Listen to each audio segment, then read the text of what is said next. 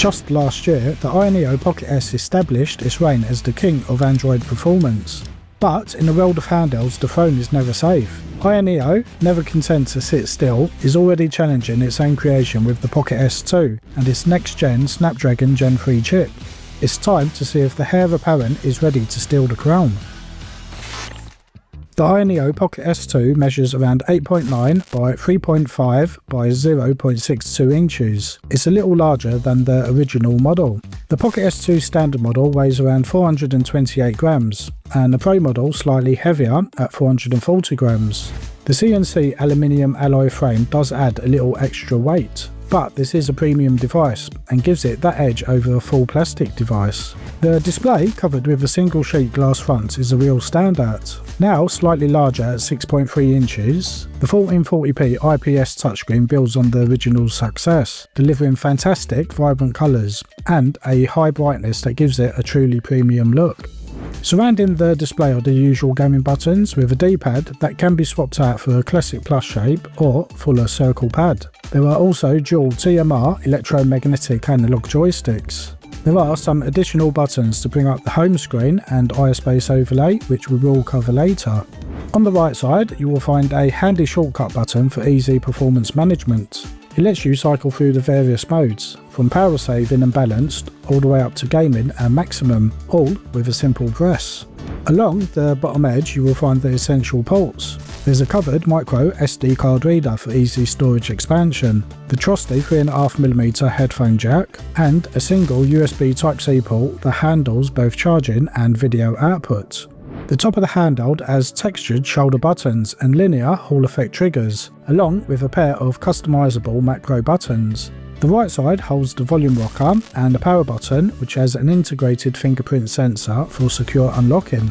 The Pocket S2 is comfortable to hold, but not quite as comfortable as the Odin 2 Portal, which has some grips on the back. The Pocket S2 feels like it should have some grips with how your palm and your fingers are placed to hold it. The AYANEO Pocket S2 features the Qualcomm Snapdragon G3x Gen 3, which has a total of 8 cores running up to 20 watts. It has the Adreno A33 GPU for graphics processing.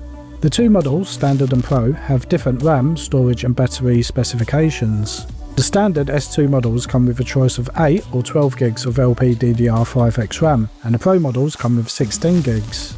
For storage, there are options for 128 or 256, and for the Pro there are 512 and 1TB options.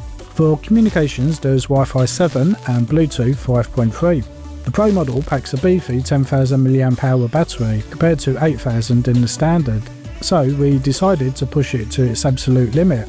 We ran a stress test using ANTUTU on the maximum performance profile, with both the screen brightness and fan speed cranked up to 100%. The battery lasted for a solid 2 hours and 50 minutes under this intense load. For more normal, average, everyday gaming, you can expect a much healthier 5 to 8 hours of battery life. In our fan noise tests, we got below 50 decibels on balanced, 57 decibels on game, and 71 decibels on max performance profiles. And for temperatures, we got an average of 44 degrees C, which is quite low. It's time to see what this new Gen 3 processor can really do. As it is the first handheld to feature this chip, we have no direct comparisons. The real test then is to see how big of a leap it makes over the previous generation of devices. Let's dive in. In Geekbench 6, the Pocket S2 shows decent gains across the two tests. We see a respectable 7% boost in single core performance. It truly shines in the multi-core test with an impressive 29% leap over the Pocket S with the Snapdragon Gen 2 chip. In ANTUTU, which tests the device's all-round performance, the Pocket S2 scored a massive 2.18 million. That's a massive 34% jump over its predecessor, and a real indication of the power of this new Snapdragon Gen 3 chip.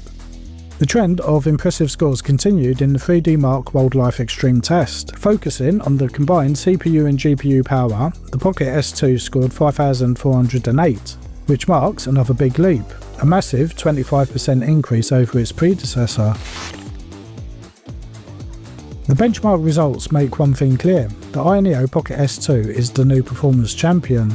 It delivers a solid 7% single core improvement, but completely demolishes its closest competition with a 25 and 34% increase in other tests. This is a massive leap forward, putting the S2 in a class of its own. The AYANEO Pocket S2 runs on Android 14 and heavily features their own software. The home screen is quick and easy to navigate and does the job just fine. You have access to the usual Android settings, as well as AYANEO's own software to change the device settings. You have everything from performance mode tweaking, controller settings, device configuration and software updates in easy to find menus. There is also their own emulator front-end software. It ideally needs importing from another front-end such as Emulation Station or RetroPie for fast setup. If you do not have one, you will need to manually set it all up, add your own box art, etc. Come on AYANEO, add some automatic image scraping services to make this software top-notch.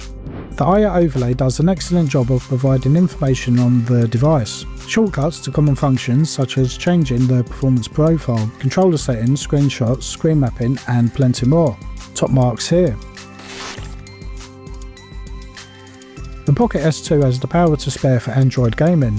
It breezes through fast-paced titles like Horizon Chase, Metal Slug and Prince of Persia with ease. Even console-quality games like Alien Isolation run flawlessly, proving it can handle the most demanding games on the platform. On top of this excellent baseline performance, you can even spoof the device model as the Xiaomi 14 Pro for example. This unlocks maxed out graphics settings in games that would otherwise restrict them. A game like Metal Slug Awakening, which lacks native controller support, is a perfect test for the screen mapping software. The built-in tool works brilliantly. It's a simple drag and drop affair. You map the physical control icons to the touch controls on the screen. It is an easy and effective way to play your favourite touch-only games with proper controls. The Gen 3 processor takes the already impressive emulation performance of the Gen 2 chip to the next level. While systems up to the PlayStation 2 run flawlessly, you now have the headroom to do more.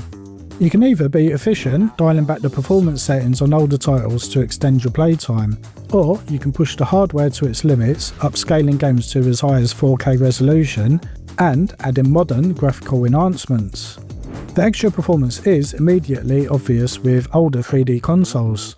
PlayStation 1 and Dreamcast games can be effortlessly upscaled to the 1440p display, and you can even aim for 4K with graphics mods when connected to a TV. For the PlayStation 2 library, whilst compatibility and performance varies by game, getting smooth gameplay at the standard resolution should be fine. You will find that many titles have plenty of overhead to be bumped up to higher rendering resolutions such as 3 times, making them look sharper than ever. The performance with older handheld consoles is excellent, both on the device and on the TV. Using Citra, you can upscale games to 1440p on the built-in screen for crisp graphics. For the big screen, you have the power to increase the rendering up to 8x, letting you enjoy your games in 4K. The Vita 3K emulator also runs great with compatible games. You shouldn't have any issues running most at the standard resolution. Depending on how demanding they are, you can increase the rendering resolution. With TXK and Gravity Rush, we were getting stable frame rates at 3x, which is just over 1440p. And now onto DROIX and Eden with the turnip drivers installed. Our go-to game Cruising Blast runs at a solid 60 frames per second as you would expect. The great Yoku's Island Express runs at a solid 60 frames in docked mode as well. We found most games to run pretty good. Even the more demanding first-party titles can get very playable speeds. That popular early action RPG game runs great as an example.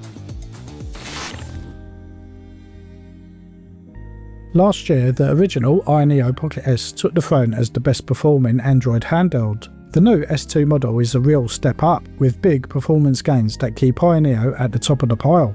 Right out of the box, the Pocket S2 feels premium thanks to its CNC aluminium alloy frame and single sheet glass front. It is a little heavier, but it feels sturdier than fully plastic handhelds. It now has a slightly larger 6.3 inch 1440p IPS screen, which, like the original, looks impressive with great colours and brightness. The new Gen 3 processor really shows what it can do, scoring up to 30% higher in benchmarks than the last generation. This power boost makes a real difference in gaming. Android games run with no problems, and it gives you more options for retro gaming. Emulation for consoles up to the PlayStation 2 runs perfect, letting you push up the rendering resolutions for a sharper picture. It also helps with more demanding consoles, where the extra power from the Gen 3 CPU simply helps them run faster.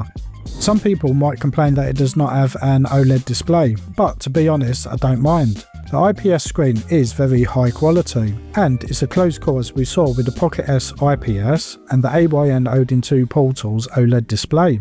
After spending time with the AYANEO Pocket S2, I have to say it is an impressive Android handheld, and a beast in terms of performance.